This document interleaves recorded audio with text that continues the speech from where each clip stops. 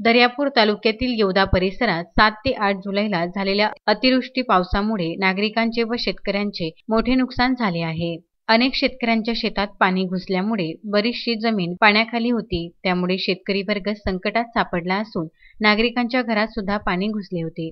या अनुषंगाने विदर्भ न्यूज चॅनलने बातमी प्रसारित केली होती। अमरावती जिल्ह्याच्या खासदार नवनीत राणा लक्ष केंद्रित करतील का अशी बातमी प्रकाशित करण्यात आली होती। त्या बातमीची दखल घेताच अमरावती जिल्ह्याच्या खासदार नवनीत राणा लगेच येवदा परिसरातील दौऱ्यावर आले असून शेतकऱ्यांच्या शेताची सुद्धा पाहणी केली व येवदा ते अकोट रोडवर सुरू असलेल्या पुलाचे बांधकाम हे अर्धवट झाले असल्यामुळे पाऊस आला की येवदा ते अकोट रोड बंद होतो। या पुलाच्या कामाचा ठेका एका नामांकित अग्रवाल कंपनी यांना देण्यात आला होता, परंतु पावसाळा सुरू झाल्यावर सुद्धा अजूनपर्यंत या पुलाचे काम झाले नाही। त्यामुळे अनेक शेतकऱ्यांचे लाखो रुपयांचे नुकसान झाले असल्याचे दिसून येत आहे। पुलाच्या बांधकामावरील इंजिनियर याला विचारणा केली असता हे दादागिरीची भाषा वापरत असल्यामुळे ठेकेदार व इंजिनियरला कशाचा माज चढला अशी चर्चा शेतकरी वर्गात सुरू आहे। कार्यक्रमाला उपस्थित असलेले येवदा ग्रामपंचायत सरपंच प्रतिभा राजेंद्र माकोडे, उपसरपंच मुजम्मिल जमादार, गटनेते बाळासाहेब राऊत, देवीदास कुकाटे,